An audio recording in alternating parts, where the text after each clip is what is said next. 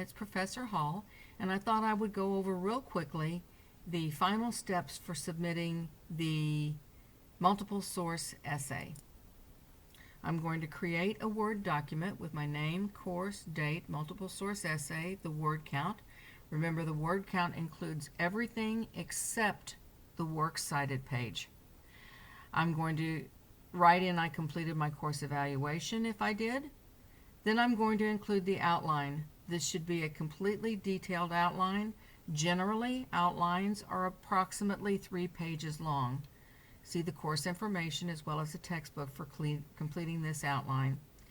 Under that goes the title and an image that represents your thesis. Do not use a logo. The logo indicates a topic, not a thesis.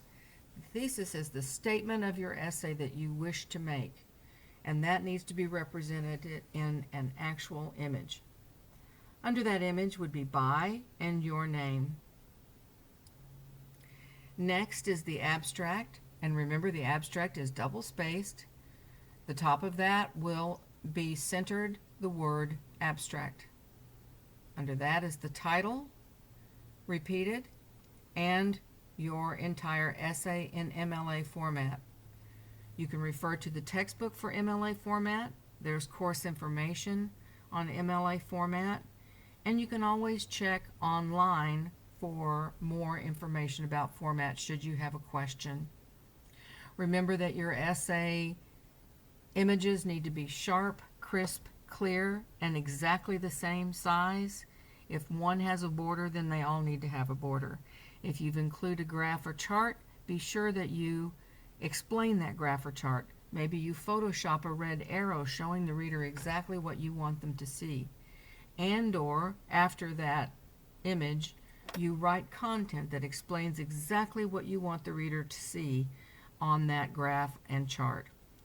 Remember that you want to check and make sure that you've used at least 3 research writing methods.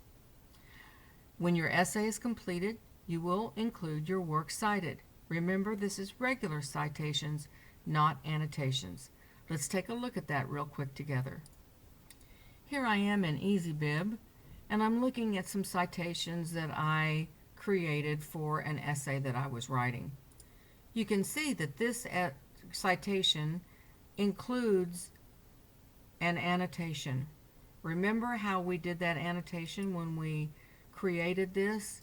We scrolled down to the bottom, we clicked annotation, and we had added this in. For the multiple source essay, we want to remove this, click update the citation, and remember that it will now show up without that citation.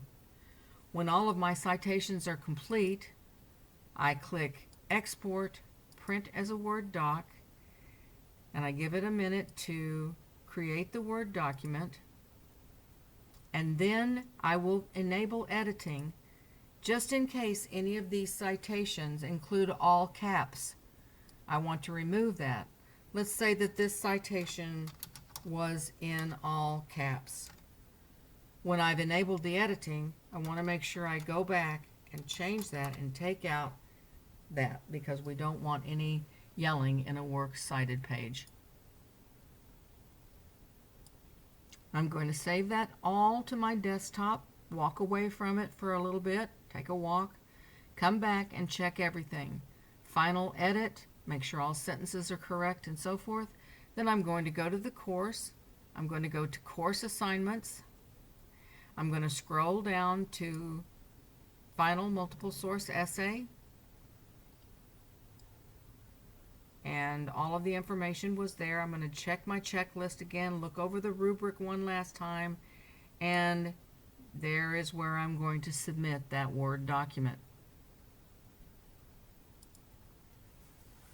If by any chance you submit that Word document and then wake up at 3 o'clock in the morning in a panic attack thinking, oh my goodness, I forgot to this, that, or the other, or I didn't check something, remember, you have until midnight of the due date to resubmit that essay. I've allowed unlimited attempts, so you don't need to worry about that up until midnight of the due date.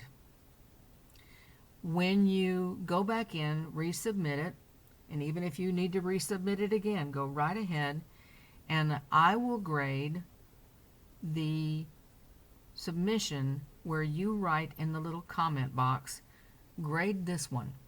That's the one that I will go in and grade. I've been there. I understand all too well how that can happen, and I want you to do really well on this, and I'm excited to read your final multiple source essay. That concludes this tutorial.